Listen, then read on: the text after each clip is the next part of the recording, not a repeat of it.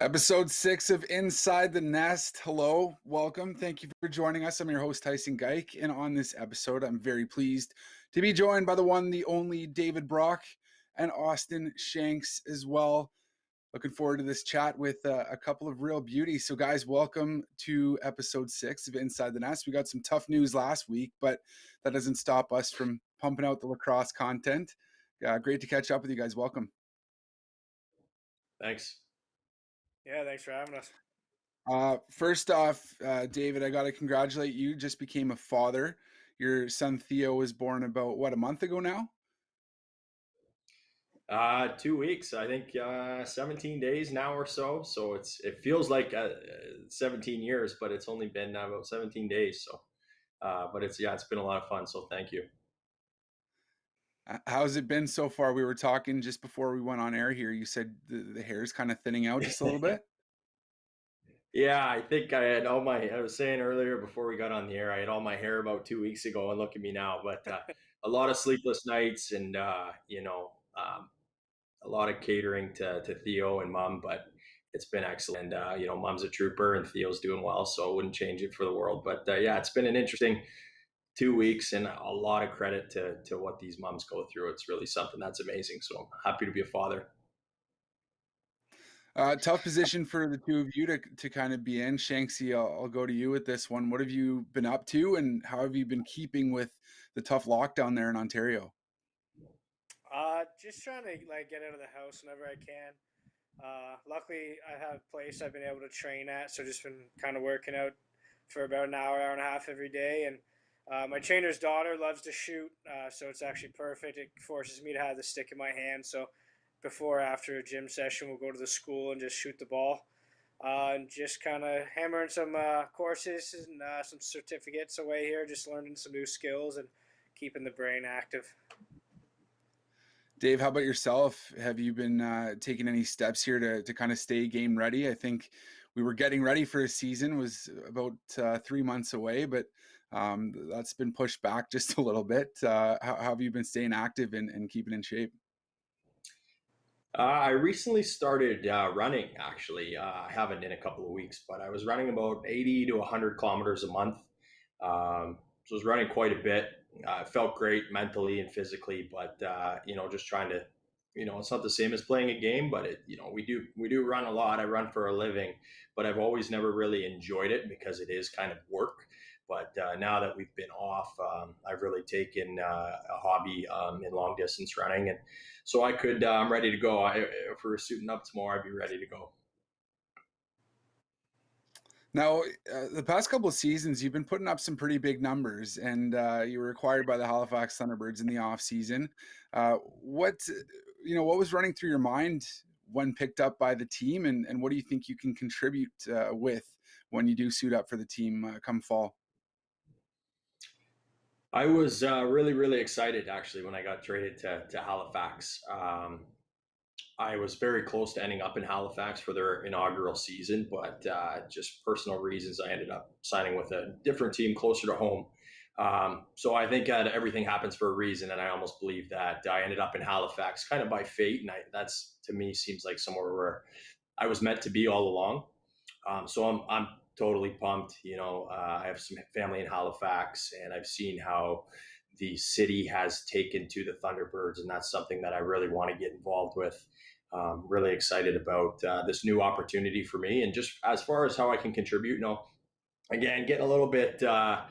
Father time is certainly not on my side, but I've been staying in shape. I've been staying healthy, taking care of my body. Just continue to do what I do. That's made me successful. Just a physical presence on the defensive end and helping the transition game, and get the ultimately we got talented guys like Austin and Cody Jamieson, Ryan Benesh. The list goes on and on and on. Get the ball up to those guys and let them do their magic. And when the opportunity arises, maybe let one or two fly in transition. Shanksy, you've had the chance to play against Brock for a few seasons now. From your perspective, what does he add to the team? He has toughness, grit, IQ. He's a veteran. He kind of has the whole package. Nice little film coming up of him. He can score. He's smart with the ball, and he'll pass it on transition. And he's a huge body, good on defense, and having a veteran guy back there with a bit of a younger core, but a nice mix with veteran guys too. I think he fits right into our system, and it was a huge pickup for us. Ooh, you're going to be feeling pretty good after having your tires pumped like that, eh? That was nice. I've been in the league 10 years. I don't think anyone's ever said anything so nice about me before. That's cool. David, you're going to be playing for a former teammate. Billy D. Smith is your D coach. Have you given much thought to that, and what's that going to feel like? I have, and Billy was instrumental in almost bringing me to Halifax. I guess a season ago or 2 seasons ago. He's a good friend of mine. I've always looked up to Billy. I try to emulate his game as best I can. He's a Hall of Famer. There's no second coming of Billy D. Smith, but I've really taken a liking to his game. He's a great leader. He's a really good guy, and he's a terrific defender. And we remain close friends to this day. So I'm excited to have him be my coach and continue our relationship. You did have the opportunity to suit up for a game in Halifax last season while playing with Toronto. What was your experience like, and what can you tell me about the fans at the Scotiabank Center? Because I, for one, haven't gotten the chance to see it firsthand or be a part of it yet. It was incredible. There's not a lot of places in the league that are that have that much pride and that much team spirit, and they pack the arena, and everyone's covered in purple, dressed in purple and orange, and they're screaming, they're yelling, and I think they're all learning the game, but they seem to really enjoy it, and they definitely made it hard on us as visitors, and I think that certainly now being the home team is something that we can, we'll have the sort of the sixth man or whatever you want to call it, and something that we can use to our advantage. It's a lot of fun playing there, and I look forward to being able to play there again soon. Okay, so I like that you said the six man there, because I used that on NLL Relax a few years ago, and Pat and Ashley both kind of gave me the business about it, because they said, well, the goaltender's technically the sixth man, so it would be the seventh man. So I'm in your corner with that one. That's kind of my thought process, but I thought that was something funny I had to bring up there. Shanksy, I didn't want to ignore you here. Going to that topic of how incredible the fans are, I think that you might have been one of the players in the team last season that really revved them up the most. And it came in that game against the Saskatchewan Rush, where you guys were down big, but you forced that comeback. You were a huge part of that, scoring 5 goals. We've actually got the clip here and some raw audio just to be able to take it in. So producer John Catalano is going to roll the clip here. I think this is all 5 goals. And look at the ferociousness on your face here. Love that. And then you can just see the fun kind of start set in, like when you guys are making that comeback, the look on your face over the course of these next few goals here. Yeah, I think that was like the funness of it. We were down a lot, right? So just scoring a few, just to kind of say, hey, we're not going to give up, and then to really climb all the way up the ladder like that was pretty surreal game, and it was fun to play in. And all year, I think we got more and more fans each game. It was awesome. And we have the raw audio I was talking about there. Yeah, that place was bumping.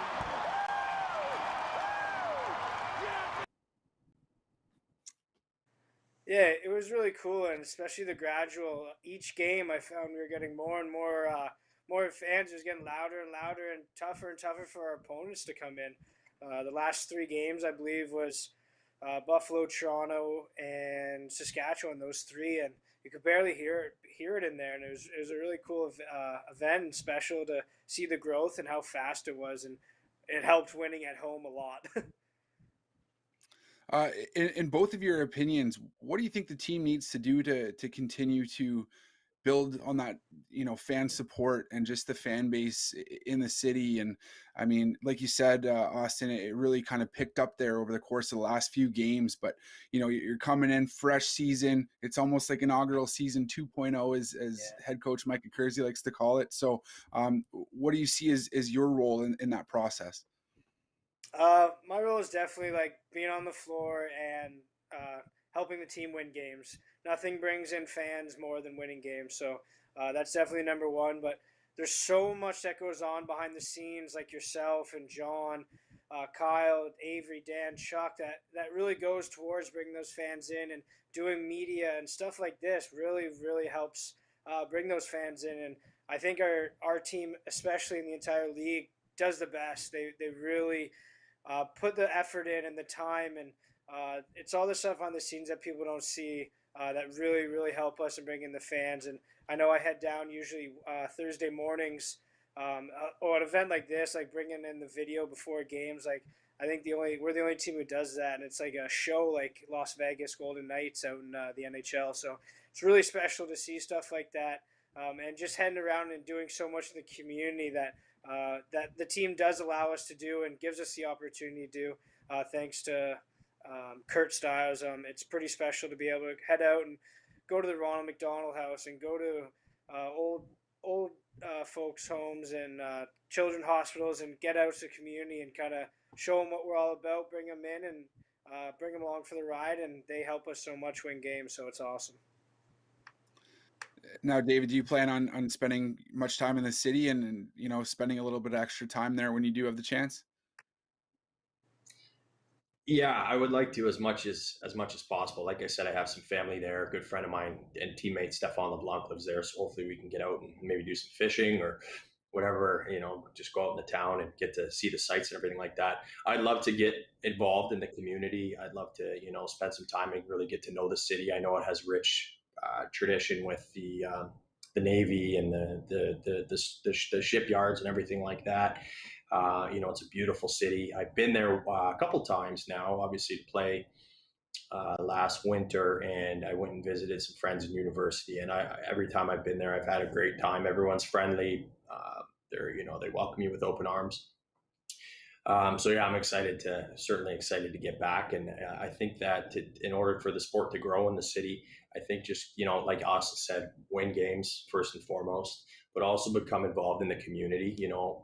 If you got to have exposure. If people don't know you're there, how are they going? And if people can't see you and they're not seeing the Thunderbirds around town, how are you ever going to know that they're there? And I think it would also be beneficial to maybe get on a local. I don't know if they do this or not. A local TV. Just the more eyes on it, and that image that you just showed us before, that was incredible. That got my heart rate thumping. I can't wait to get out there. So if more people can see that, they're going to want to get involved, and really excited about it. Well, let's talk about that, the topic of winning games. I know, like I said, the season's been pushed back a little bit here. We're going to be looking to the 2021-2022 season now, but have you taken a step back and maybe dissected or analyzed the teams that you're going to be going up against, and who may give you the toughest run next season for a title? Austin, I'll go to you with this one. Yeah, no worries. I think we have to go into every game with thinking that we could lose it. You can't go in. We know we're a strong team in the league. We know we're a top 3 team. But if you don't go out and prove it, then what you have on paper doesn't matter. Our GMs and coaches did an incredible job in the off season. I think it was actually Lacrosse Flash of the NLL did a big in and out section of what teams brought guys in, what teams had guys leaving. And ours had no one on the out, and we had like Stephen LeBlanc, Tyson Bell, and David Brock on the in. Like that's crazy. We signed our whole team back, and to bring in 3 veteran guys like that are going to make a presence right away. It's going to be tough to crack the lineup every week, and so our practices are going to be tougher, and it's really going to come down to how hard we work and how badly we want it. I think we have to worry about everyone in the league, but we got to worry about ourselves first. Dave, you're searching for your first NLL title here. How much does that kind of run through your mind in the off season here and heading up to the upcoming season? That's why we play, right? We play to win. At least I do. I want to win championships. Haven't won any. Got close in 2016. I think about it every time every time leading up to the season or every practice, every game. It's always in the back of your mind about how badly you want to win. And again, I don't really have a lot of time on my side, so it's really getting down to. And that's why I'm really happy to be in Halifax, championship contender, a team that really has a legitimate shot, guys who have been there before, a lot of guys who have won before. So to be a part of that mix is really exciting, and I think there's a really good opportunity to win a championship. Let's go kind of a little bit off topic here. You guys just watched the Super Bowl.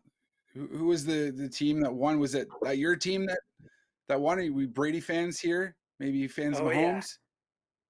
Okay, we got a Brady fan here in Shanks. How about you, Brock? I'm a Bills fan. I'm a Bills guy. So obviously they weren't playing, but it was a great football game. And Brady's unbelievable. So obviously there's a little bit of a soft spot there. So I was really happy to see him win his seventh ring.